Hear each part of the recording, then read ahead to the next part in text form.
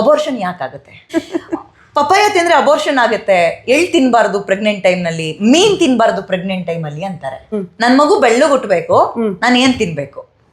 ನೀವು ಬೆಳ್ಳಗ್ ಹುಟ್ಟಿ ಬೆಳ್ಳಗಿರೋರನ್ ಮದ್ವೆ ಆಗಿ ಅವಾಗ ಬೆಳ್ಳಗಿರೋ ಮಗು ಹುಟ್ಟತ್ತೆ. ಕೆಲವ್ರು ಹೇಳ್ತಾರೆ ಬಲ್ಗಡೆ ಹೊಟ್ಟೆ ದಪ್ಪ ಇದೆಯಾ ನೀನು, ಗಂಡು ಮಗುನೇ ಆಗುತ್ತೆ ನೋಡು.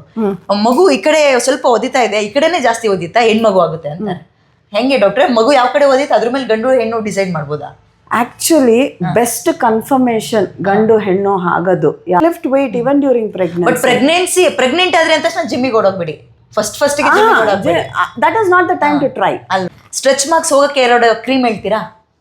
ಈಗಂತೂ ಡಾಕ್ಟರ್ಗಳೇ ಸ್ಕ್ಯಾಮ್ ಮಾಡ್ತಾರೆ, ನಾರ್ಮಲ್ ಡೆಲಿವರಿ ಆಗಂಗಿದ್ರು ಸಿ ಸೆಕ್ಷನ್ ಮಾಡ್ತಾರೆ. ಹಾಯ್ ನಮಸ್ಕಾರ ಅಂಡ್ ವೆಲ್ಕಮ್ ಬ್ಯಾಕ್. ನಾನು ಲಾಸ್ಟ್ ವ್ಲಾಗ್ನಲ್ಲಿ ಹೇಳಿದ್ದೆ, ಗೈನಕಾಲಜಿಸ್ಟ್ ಅಥವಾ ನೀವು ಪ್ರೆಗ್ನೆಂಟ್ ಆದಮೇಲೆ 1 ತಿಂಗಳಿಂದ 9 ತಿಂಗಳು ನಿಮ್ಮ ಕೈಗೆ ಪಾಪು ಸಿಗೋ ತನಕ ಏನಾದ್ರು ಡೌಟ್ಸ್ ಇದ್ರೆ ನೀವು ಕಾಮೆಂಟ್ ಹಾಕಿ ಅದಕ್ಕೆ ಉತ್ತರ ಕೊಡಿಸೋ ಪ್ರಯತ್ನ ನಾನು ಮಾಡ್ತೀನಿ ಅಂತ. ಫೈನಲಿ ನಾನು ಡಾಕ್ಟರ್ನ ಮೀಟ್ ಮಾಡಿದ್ದೀನಿ. Thank you so much doctor, ಟೈಮ್ನ ಕೊಟ್ಟಿದ್ದಕ್ಕೆ. ಪೇಷಂಟ್ಗಳನ್ನೆಲ್ಲ ಇವತ್ತು ಅವಾಯ್ಡ್ ಮಾಡಿದ್ರೆ ಹೆಂಗೆ? ಹೌದು, ಆಕ್ಚುಲಿ ನಿಮ್ಗೋಸ್ಕರ. ಥ್ಯಾಂಕ್ ಯು ಸೋ ಮಚ್ ಡಾಕ್ಟ್ರೆ. ನಮಗೆ ಒಂದು 10-15 ನಿಮಿಷ ಕೊಟ್ಬಿಡಿ, ನಾವು ನಿಮ್ಮನ್ನ ಜಾಸ್ತಿ ಬಿಸಿ ತಳ್ಳಲ್ಲ, ನಾವು ಶುರು ಮಾಡ್ಬಿಡೋಣ ಬೇಗ. ಹಾಗಾದ್ರೆ ಡಾಕ್ಟ್ರೆ, ನಾನು ಫಸ್ಟ್ ಇಂದ ಅಬೋರ್ಷನ್ ಇಂದಲೇ ತಗೊಳ್ತೀನಿ. ಅಬೋರ್ಷನ್ ಯಾಕಾಗುತ್ತೆ? ಅಬೋರ್ಷನ್ ಬಹಳ ರೀಸನ್ಸ್ ಇಂದ ಆಗ್ತದೆ. ಓಕೆ, ಒಂದು ಮೊಟ್ಟೆಯ ಕ್ವಾಲಿಟಿಯಿಂದ ಪ್ರಾಬ್ಲಮ್ ಇರ್ಬೋದು, ಇಲ್ಲ ಸ್ಪರ್ಮ್ ಕ್ವಾಲಿಟಿಯಿಂದ ಪ್ರಾಬ್ಲಮ್ ಇರ್ಬೋದು, ಅಥವಾ ಎಂಬ್ರಿಯೋ ಅಂತಂದ್ರೆ ಸಣ್ಣದಾಗಿರೋ ಮಗುವಿಂದ ಅದ್ರಲ್ಲಿ ಏನಾರ ಫಾರ್ಮೇಶನ್ ಅಲ್ಲಿ ತೊಂದರೆ ಇರ್ಬೋದು, ಇಲ್ಲ ಗರ್ಭಕೋಶ ಫಾರ್ಮೇಶನ್ ಅಲ್ಲಿ ಏನಾರು ತೊಂದರೆ ಇರಬಹುದು, ಅಥವಾ ಮದರ್ ಇಮ್ಯುನಿಟಿ ಇದ್ದಾಗ ಅದನ್ನ ಅಬೋರ್ಷನ್ ಆಗುವ ಚಾನ್ಸಸ್ ಇರಬಹುದು. ಪಪ್ಪಾಯ ತಿಂದ್ರೆ ಅಬೋರ್ಷನ್ ಆಗಲ್ವಾ? ಇಲ್ಲ. ಎಳ್ ತಿಂದ್ರೆ ಅಬೋರ್ಷನ್ ಇಲ್ಲ. ಹಂಗಿದ್ರೆ ನಾನು ಫಾರ್ಮಸಿ ಪೂರ್ತಿ ಪಪ್ಪಾಯನೇ ಇಡ್ತಿದ್ದೆ. ಪಪಾಯ ತಿಂದ್ರೆ ಅಬೋರ್ಷನ್ ಆಗುತ್ತೆ, ಎಳ್ ತಿನ್ಬಾರ್ದು ಪ್ರೆಗ್ನೆಂಟ್ ಟೈಮ್ ನಲ್ಲಿ, ಮೀನ್ ತಿನ್ಬಾರ್ದು ಪ್ರೆಗ್ನೆಂಟ್ ಟೈಮ್ ಅಲ್ಲಿ ಅಂತಾರೆ. ಇಲ್ಲ, ಅಬ್ಸಲ್ಯೂಟ್ಲಿ ಅದನ್ನ ಮೂರನ್ನು ತಿನ್ನಿ, ಏನೂ ತೊಂದರೆ ಆಗೋದಿಲ್ಲ. ಫಿಶ್ ತಿನ್ಬೋದಾ? ತಿನ್ಬೋದು. It is good in omega 3 fatty acids. ಏನು ಸಮಸ್ಯೆ, ಏನು ತೊಂದರೆ ಇಲ್ಲ, ತಿನ್ಬೋದು. ಹಂಗಾದ್ರೆ ಅಬೋರ್ಷನ್ ಆಗೋದು ನೀವು ಕೊಡೋ ಟ್ಯಾಬ್ಲೆಟ್ಸ್ ಕೊಟ್ಟು. ಇವಾಗ ಒಂದು ಪೇಷಂಟ್ ಬರ್ತಾರೆ, ಮೇಡಮ್ ನಮ್ಗೆ ಈ ಪ್ರೆಗ್ನೆನ್ಸಿ ಕಂಟಿನ್ಯೂ ಮಾಡಕ್ಕೆ ಇಷ್ಟ ಇಲ್ವಾ, ಅಥವಾ ಕೆಲವೊಂದ್ಸತಿ ಮಗುವಿನ ಹಾರ್ಟ್ ಬೀಟ್ ಬಂದು ಸ್ಟಾಪ್ ಆಗಿ ಅಥವಾ ಫಾರ್ಮೇಶನ್ ಅಲ್ಲಿ ತೊಂದರೆ ಇತ್ತು, ಅವಾಗ we give tablets, medical method tablets ಅಲ್ಲಿ ಕೊಟ್ಟು we try to take out the pregnancy out. ನಮ್ಮನೆ ಅಡ್ಗೆ ಮನೆಯಲ್ಲಿರೋ ಕಾಳು ಬೆಳೆ ತರಕಾರಿಯಿಂದ ಅದರಿಂದ ಆಗೋದಿಲ್ಲ. ಇಲ್ಲಾಂದ್ರೆ ನಾನು ಅದನ್ನೇ ಇಡ್ತಿದ್ದೆ ಫಾರ್ಮಸಿಯಲ್ಲಿ. ಕರೆಕ್ಟ್. ಎರಡನೇ ಕ್ವೆಶನ್, ಪ್ರೆಗ್ನೆಂಟ್ ವುಮೆನ್ಸ್ ಏನಿರ್ತಾರೆ ಅವ್ರಿಗೆ ತುಂಬಾ ಕುತೂಹಲ, ನನ್ ಮಗು ಬೆಳ್ಳಗ್ ಹುಟ್ಟಬೇಕು, ನಾನು ಏನ್ ತಿನ್ಬೇಕು? ನೀವು ಬೆಳ್ಳಗ್ ಹುಟ್ಟಿ ಬೆಳ್ಳಗಿರೋರನ್ ಮದ್ವೆ ಆಗಿ ಅವಾಗ ಬೆಳ್ಳಗಿರೋ ಮಗು ಹುಟ್ಟತ್ತೆ. ಅಂದ್ರೆ ಜೆನೆಟಿಕ್ಸ್. ನೇರಳೆ ಹಣ್ಣು ತಿಂದ್ರೆ ಕಪ್ಪು ಹುಟ್ಟುತ್ತೆ ಮಗು, ಬೀಟ್ರೂಟ್ ತಿನ್ಬಾರ್ದು ಕಪ್ಪು ಹುಟ್ಟುತ್ತೆ ಅಂತಾರಲ್ಲ? ಇಲ್ವಲ್ಲ, ಕೇಸರಿ ಒಂದೊಂದು ಹಿಡಿ ಹಾಕಬಿಡ್ತೀನಿ ರಾತ್ರಿ ಲೋಟಕ್ಕೆಲ್ಲ, ಬೆಳ್ಳು ಹುಟ್ಟುತ್ತೆ ಅಂತ.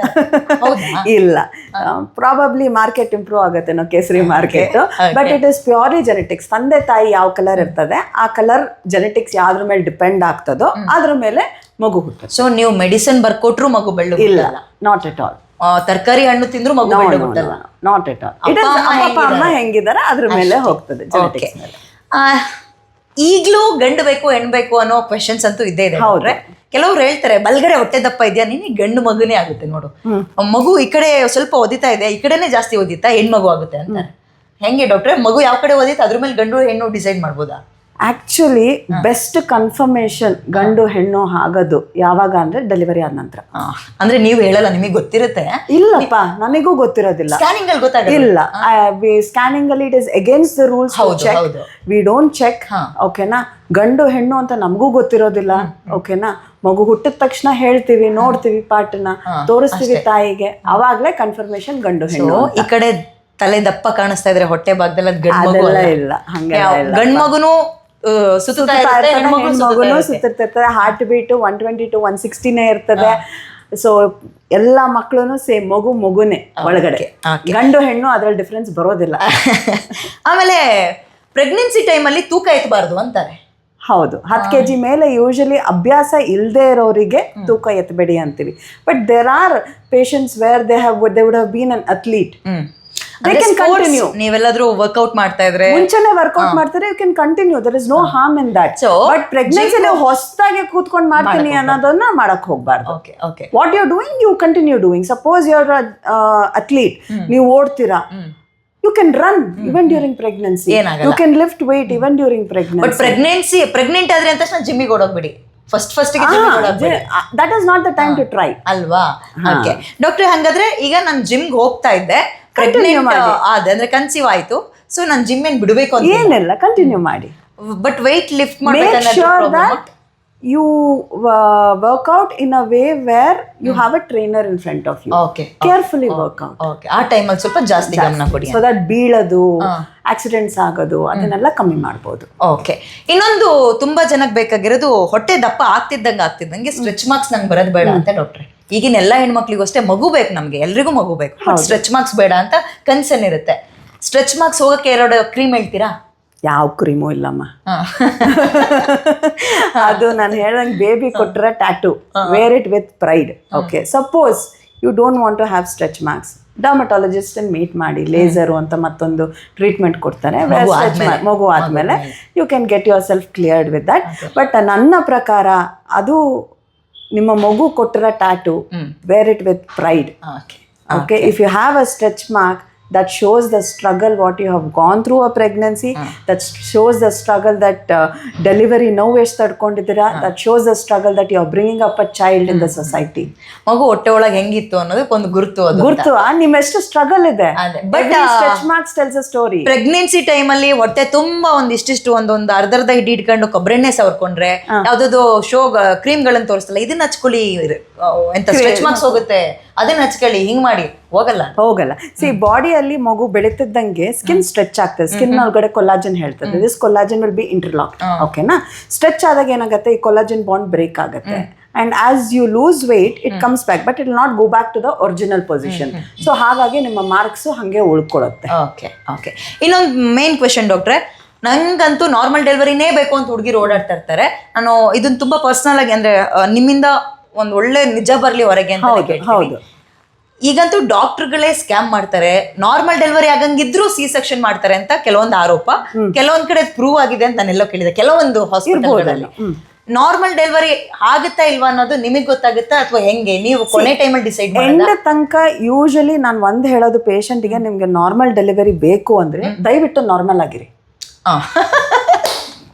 ನಾರ್ಮಲ್ ಡೆಲಿವರಿ ಬೇಕು ಅಂದ್ರೆ ನಾರ್ಮಲ್ ಆಗಿರಿ. ಈಗ ನಿಮ್ಗೆ ಪೀರಿಯಡ್ ಒಂದು ಕಾಯಿಲೆನಾ? ಇಲ್ಲ. ಪ್ರೆಗ್ನೆನ್ಸಿ ಒಂದು ಕಾಯಿಲೆನಾ? ರೆಸ್ಟ್ ಅಗತ್ಯ ಇದೆಯಾ? ಓಕೆ, ರೆಸ್ಟ್ ಮಾಡಬೇಡಿ. ಪ್ರೆಗ್ನೆಂಟ್ ಆದ್ರೆ ಪೇಷಂಟ್ ಟ್ರೀಟ್ ಮಾಡ್ಕೊಳ್ತಾರೆ ಅವರು, ಪ್ರೆಗ್ನೆಂಟ್ ಆದ್ರೆ ಪೇಷಂಟ್ ಬೆಡ್ ಮೇಲೆ ಕುತ್ಕೊಂಡು ಮಲ್ಕೊಂಡೇ ಇರ್ತಾರೆ, ಮಗು ವೇಟ್ ಜಾಸ್ತಿ ಆಗ್ತದೆ, ಸಿಕ್ಕಿದೆಲ್ಲ ತಿಂತಾರೆ, ಜಂಕ್ ತಿಂತಾರೆ. Right, correct. Be normal, you will end up in a normal delivery. Correct. So normal delivery ಮಾಡಿಲ್ಲ, ನಾರ್ಮಲ್ ಆಗಿರಿ. ನೀವು ಮನೆ ಕೆಲಸ ನಾರ್ಮಲ್ ಆಗಿ ಮಾಡಿ, ನೀವು ಮನೆಯಲ್ಲಿ ಆರಾಮಾಗಿ ಬ್ಯಾಲೆನ್ಸ್ ಫುಡ್ ಅಲ್ಲಿ ತಿನ್ನಿ.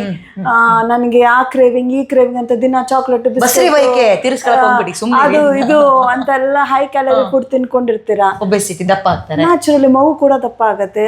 ನಮ್ಮ ಹಿಪ್ ಬೋನ್ ಪೆಲ್ವಿಸ್ ಏನಿದೆ ಅದು ಬೋನ್, ಅದು ಸ್ಟ್ರೆಚ್ ಆಗೋದಿಲ್ಲ. ಮಗುವಿನ ತೂಕ ಜಾಸ್ತಿ ಆದ್ರೆ ಜಾಗ ಎಲ್ಲಿಂದ ಬರ್ತದೆ ಹೊರಗಡೆ ಬರ್ಲಿಕ್ಕೆ? ಕರೆಕ್ಟ್. ಅಂಡ್ ಸೆಕೆಂಡ್, ಆಕ್ಟಿವ್ ಆಗಿರ್ಬೇಕು ತಾಯಿ. ಈಗ ನಾನು ಎಲ್ಲಾ ಪೇಷಂಟ್ಸ್ಗೂ ಹೇಳ್ತೀನಿ, ಏನ್ ಮಾಡ್ಬೇಕು ಅಂದ್ರೆ ನಾರ್ಮಲ್ ಆಗಿರಿ. ಒಂದ್ 7-8 ತಿಂಗಳಾದ್ಮೇಲೆ ಕೆಳಗಡೆ ಕುಕ್ಕರ್ಗಾಲಲ್ಲಿ ಕುತ್ಕೊಂಡು ಮನೆ ಒರೆಸಿ, ಡಕ್ ವಾಕ್ ತರ ಆಗ್ತದೆ.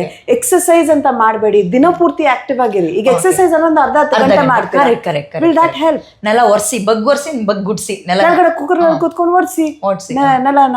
ಸೊ ಪ್ರೆಗ್ನೆನ್ಸಿ ಅಂದ್ರೆ ಖುಷಿ ಪಡಿ, ರೆಸ್ಟ್ ಮಾಡಬೇಡ್ರಿ ಅಂತ.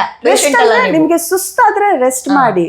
ಎಸ್, ನಾನ್ ಪ್ರೆಗ್ನೆಂಟ್ ಇದ್ದೀನಿ ಅಂತ ಅಂದ್ಬಿಟ್ಟು ಒಂದು ಕಾಯಿಲೆ ಪೇಷಂಟ್ ತರ ಸೋಫಾ ಮೇಲೆ ಕುತ್ಕೊಳ್ಳೋದು, ಸೋಫಾ ಹತ್ರನೇ ಕೆಳಗಡೆ ಕುತ್ಕೊಳ್ಳಲ್ಲ, ಕೆಳಗಡೆ ಕುತ್ಕೊಳ್ಳೋದಿಲ್ಲ.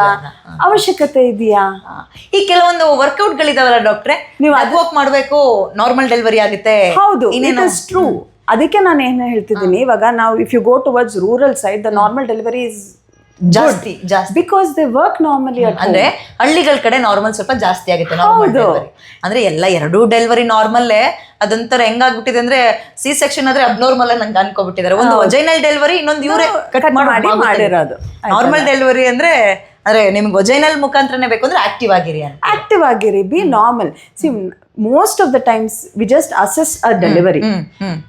ಅಸಿಸ್ಟ್ ಮಾಡ್ತೀವಿ. ನ್ಯಾಚುರಲ್ ಪ್ರೋಸೆಸ್ ಏನಾಗಿರ್ತದೆ ಅದನ್ನ ಇಂಥ ತಿಂಗಳಲ್ಲಿ ನಾರ್ಮಲ್ ಡೆಲಿವರಿ ಆಗುತ್ತೆ ಅಂತ ನೀವೇನಾದ್ರು ಹೇಳ್ಬೋದಾ? ಯೂಶಲಿ 37 ವೀಕ್ಸಿಗೆ ನಾವು ಕೆಳಗಡೆಯಿಂದ ಚೆಕ್ ಮಾಡ್ತೀವಿ, ಜಾಗ ಚೆಕ್ ಮಾಡ್ತೀವಿ, ಮಗು ತಲೆಗೂ ಜಾಗವಿಗೂ ಕರೆಕ್ಟ್ ಆಗಿದೆಯಾ ಪ್ರಪೋರ್ಷನ್. ಅದನ್ನ ಸೆಫಾಲೋಪೆಲ್ವಿಕ್ ಡಿಸ್ಪ್ರಪೋರ್ಷನ್ ಅಂತ ಹೇಳ್ತೀವಿ. ಅದೇನಾರು ಇದೆಯಾ ಅಂತ ನೋಡ್ತೀವಿ. ಅದು ಬಿಟ್ರೆ ನಥಿಂಗ್ ಮಚ್ ಮಾ. Okay okay. We just allow for the patient to come in natural process of labour. Okay. C section ಆಗ್ಬಿಟ್ರೆ ಬೆನ್ನಿಗೆ ಮೂಳೆಗೆ ಏನು ಇಂಜೆಕ್ಷನ್ ಕೊಡ್ತೀರಿ? ಲೈಫ್ ಲಾಂಗ್ ಬೆನ್ನು ನೋವು ಬರುತ್ತೆ. ನೀಡಲ್ ತಗೊಂಡ್ ಬನ್ನಿ. ಅಲ್ಲ, I want to show that needle. Okay okay, right. ನಾನು ಭಯ ಬಿಟ್ಬಿಟ್ಟೆ. ಇದು ಪಿಂಕ್ ನಮ್ದು ನಾರ್ಮಲ್ ನೀಡಲ್ ಸೈಜು ಮತ್ತೆ ಸಿ ಸೆಕ್ಷನ್ ನೀಡಲ್. 10 ಆಗಿದೆಯಾ ಈಗ? ಕಂಟಿನ್ಯೂ ಆಗ್ತಾ ಇದೆಯಾ ಅದು? ಇಲ್ಲ, ಇನ್ನೊಂದು 2 ನಿಮಿಷ ಇದು ಮಾತಾಡಿ ಮುಗಿಸೋಣ, ಆಮೇಲೆ ಬಾಣಂತಿದ್ ಮಾತಾಡ್ಬಿಡೋಣ. ಅದೇ 2 ಸರಿ ಆಗುತ್ತೆ. 3ನೇದಕ್ಕೆ ಇವ್ರು ಕೇಳಿರೋ ಡೌಟ್ಸಿಗೆ ಹೋದ್ರೆ 10 ನಿಮಿಷ ಕರೆಕ್ಟ್. Yes yes. ಅಷ್ಟು ಪಾಸ್ ಮಾಡಿರಿ ನಿಧಿ. ಸೊ ಅದು ನೀಡಲ್ ತೋರಿಸಿದ್ರೆ ನಿಮಗೆ ಗೊತ್ತಾಗತ್ತೆ. ಲೈಕ್ ಆಕ್ಚುಲಿ ಒಂದು ರೆಗ್ಯುಲರ್ ನೀಡಲ್ ತಗೊಂಡ್ ಬಾ, ಸಿರಿಂಜ್ ನೀಡಲ್. ಸ್ವಲ್ಪ ಝೂಮ್ ಮಾಡಿರಿ Nidhi. I'll just open a new needle. This is the needle. Okay. ಈಗ ನಾವು ಕೈ ಗ್ಲೂಕೋಸ್ ಹಾಕ್ಬೇಕಾದ್ರೆ ಏನಾಗ್ತೀರಿ? ಹಂಗೆ ಅಷ್ಟೇ ತೆಳು ಇದೆ ಡಾಕ್ಟ್ರೆ ಇದು? ಅದಕ್ಕಿಂತ ತೆಳು ಗ್ಲೂಕೋಸ್ ಇರೋ ನೀಡಲ್ ತೋರಿಸ್ತೀನಿ. ಓಕೆ. ನಿಮ್ಗೆ ಝೂಮ್ ಮಾಡಿದ್ರೆ ಸ್ವಲ್ಪ ದಪ್ಪ ಕಾಣಿಸ್ಬೋದು, ಅಷ್ಟು ಇಲ್ಲ ರೀ. ಇಲ್ಲಿ ನೋಡಿ, ಇಲ್ಲಿ ಹೆಂಗ್ ಅಲ್ಲಾಡ್ತಾ ಇದೆ ಇದು. ಕೂದಲಷ್ಟಿದೆ. Okay okay. ಇದು ಬೆನ್ನಿಗೆ ಚುಚ್ತೀರಿ ನೀವು? ಬೆನ್ನಿನ ಮೂಳೆ ಮಧ್ಯದಲ್ಲ ಹೋಗ್ತದೆ, ಆಯ್ತಲ್ಲ. ಈಗ ನಿಮ್ಗೆ ಕೈಗೆ ಇಂಜೆಕ್ಷನ್ ಕೊಟ್ಟಿದ್ದೀವಿ, ಕೈ ನೋವು ಬರ್ತಿತ್ತಾ? ಇಲ್ಲ ಇಲ್ಲ. ಈಗ ನೋವ್ತಿದ್ಯಾ? ಇಲ್ಲ. ಅದ್ ಹೆಂಗ್ ನೋವು ಬರುತ್ತೆ? ಸೊ ಸಿ ಸೆಕ್ಷನ್ ಅಲ್ಲಿ ಬೆನ್ಮೂಳೆಗೇನು ಇಂಜೆಕ್ಷನ್ ಕೊಡ್ತಾರೆ? ಬೆನ್ ಮೂಳೆಗೆ ಇಂಜೆಕ್ಷನ್ ಕೊಡಲ್ಲ, ಆ ಸ್ಪೇಸ್ ಮಧ್ಯದಲ್ಲಿ ಕೊಡೋದು. ಓಕೆ. ಬೆನ್ ಮೂಳೆಗೂ ಇಂಜುರಿ ಆಗೋದಿಲ್ಲ. ಈ ಸಣ್ಣ ನೀಡಲ್ ನಿಮ್ಗೆ ಹೆಂಗೆ ಲೈಫ್ ಲಾಂಗ್ ಬ್ಯಾಕ್ ಪೇನ್? ಪಾಪ ಯಾಕೆ ಈ ನೀಡಲ್ ಅನ್ನ ಅಷ್ಟು ಬೈತೀರಾ? ನನಗೆ ಅರ್ಥ ಆಗಲ್ಲ. ಇದು ಇನ್ನೊಂದ್ಸಲ ಕ್ಲಾರಿಟಿ ಕೊಟ್ಬಿಡ್ಲಾ ಡಾಕ್ಟ್ರೆ? ಇದು ಒಂದ್ ದಾರದ್ಗಿಂತ 2-3 ದಾರ ಸೇರ್ಸಿದ್ರೆ ಎಷ್ಟಾಗುತ್ತೆ ಅಷ್ಟಿದೆ. ಅಂದ್ರೆ ದಪ್ಪ ಅಲ್ಲ, ತೆಳ್ಳಗಿದೆ, ಪೂರ್ತಿ ತೆಳು ಇದೆ. ಇದನ್ನ ಬೆನ್ಮೂಳೆಗೆ ಚುಚ್ಚಲ್ಲ, ಸ್ಪೇಸ್ ಮಧ್ಯದಲ್ಲಿ ಚುಚ್ಚುತ್ತಾರೆ. ಸೊ ಸಿ ಸೆಕ್ಷನ್ ಮಾಡ್ಕೊಂಡು ಮಗು ಆದ್ರೆ ಅವರಿಗೆ ಲೈಫ್ ಲಾಂಗ್ ಬೆನ್ನೋ ಬರುತ್ತೆ ಅನ್ನೋದು ಸುಳ್ಳು. ಓಕೆ. ಪಾಪ ಹೋಗಿ ಬಂದು ಈ ಸೂಜಿನ ನಾವು ಬ್ಲೇಮ್ ಮಾಡ್ತಾ ಇದ್ದೀವಿ. ಕಾಣಿಸ್ತದೆ ಇಲ್ಲ ಬಿಡಿ ನಿಮ್ಗೆ. ಅದು ಒಂದಿನ ಬ್ಲೇಮ್ ಅಲ್ಲ, ವರ್ಷಾನ್ಗಟ್ಲೆ ಬ್ಲೇಮ್, 20 ವರ್ಷದ blame. See this is the size of a normal needle. ನಾವು ಸೊಂಟಕ್ಕೆ ಏನ್ ಇಂಜೆಕ್ಷನ್ ಕೊಡ್ತೀವಿ,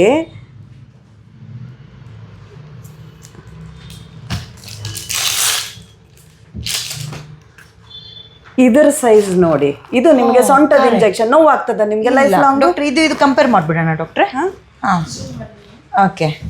ಸೊ ಇದು ಬೆನ್ಮೂಳೆ ಕೊಡೋದು ಎಷ್ಟು ತೆಳು ಇದೆ ಇದು ನೋಡಿ. ಇದು ನಮಗೆ ದಿನ ಇಂಜೆಕ್ಷನ್ ಕೊಡ್ತಿರಲ್ಲ ಹುಷಾರಿಲ್ಲ ಅಂದಾಗ. So okay. ಪಾಪ ಅದು ಪಾಪ ತಾಯಿ ಮಗು ಜೀವ ಸೇವ್ ಮಾಡುತ್ತದು. ಸೊ ಒಂದಂತೂ ನಿಜ, ಬೆನ್ಮೂಳೆಗೆ ಇಂಜೆಕ್ಷನ್ ಕೊಟ್ಟು ಸಿ ಸೆಕ್ಷನ್ ಮಗು ಮಾಡ್ಕೊಂಡ್ರೆ ಲೈಫ್ ಲಾಂಗ್ ಬೆನ್ನೋ ಬರುತ್ತೆ ಅನ್ನೋದು ಸುಳ್ಳು. ಮತ್ತೆ ಯಾಕೆ ಬೆನ್ನೋ ಬರುತ್ತೆ ಡಾಕ್ಟ್ರೆ? ಸಿ ಬೇಸಿಕಲಿ ಏನಾಗುತ್ತೆ, ಪ್ರೆಗ್ನೆನ್ಸಿಯಲ್ಲಿ ನಿಮ್ಮ ಪಾಸ್ಚರ್ ಚೇಂಜ್ ಆಗಿರ್ತದೆ. You lean more back because your centre of gravity is different at that time. ನಿಮ್ಮ back muscles will be strained. Second, you are not using your back muscles also. ಈ 9 months, it is not just 1 month 2 months, ಆಯ್ತಾ, 9 months. And then post delivery ನಿಮ್ಗೆ calcium ಕೊಡೋದಿಲ್ಲ, supplements ನೀವು ತಗೊಳ್ಳೋದಿಲ್ಲ. You ಆಯ್ತು ನಿಮ್ ಕೆಲಸ, ಮಗು ಡೆಲಿವರಿ ಆಯ್ತು. ಮೆಜಾರಿಟಿ ಆಫ್ ದ ತಾಯಂದ್ರೂ ಒಂದು 6 ತಿಂಗಳು 9 ತಿಂಗಳು ಬ್ರೆಸ್ಟ್ ಫೀಡ್ ಮಾಡಿದ್ರೇನು they don't continue their calcium tablet. So calcium ಎಲ್ಲ ನಮ್ಮ ಮೂಳೆಯಿಂದಾನೇ ಬರೋದಲ್ವಾ. ಸೊ ಮಗು ತನಗೆ ಏನ್ ಬೇಕೋ ಕ್ಯಾಲ್ಸಿಯಂ ಬ್ರೆಸ್ಟ್ ಮಿಲ್ಕ್ ಇಂದ ತಗೊಳುತ್ತೆ. ತಾಯಿ ಕಮ್ಮಿ ಆದ್ರೂ ಪರವಾಗಿಲ್ಲ.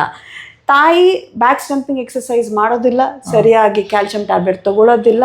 She doesn't get back to her own physical activity soon. So ಬೆನ್ನೋವು ಬರ್ದಲೇ ಇರೋ ತರ ಮಗು ಆದ್ಮೇಲೆ ಹೆಂಗ್ ನೋಡ್ಕೊಳ್ಳೋದು ಒಂದು ನೆಕ್ಸ್ಟ್ ವಿಡಿಯೋದಲ್ಲಿ ಹಾಕ್ಬಿಟ್ಟೆ. ಶೋರ್. ಸೊ ನಿಮ್ಮೆಲ್ಲ ಆಲ್ಮೋಸ್ಟ್ ಡೌಟ್ಸಿಗೆ ನಾನು ಕ್ಲಾರಿಟಿ ಕೊಡ್ಸಿದ್ದೀನಿ ಅಂತ ಕೇಳ್ತೀನಿ. ನೆಕ್ಸ್ಟ್ ವಿಡಿಯೋದಲ್ಲಿ ಕಾಯ್ತಾ ಇರಿ.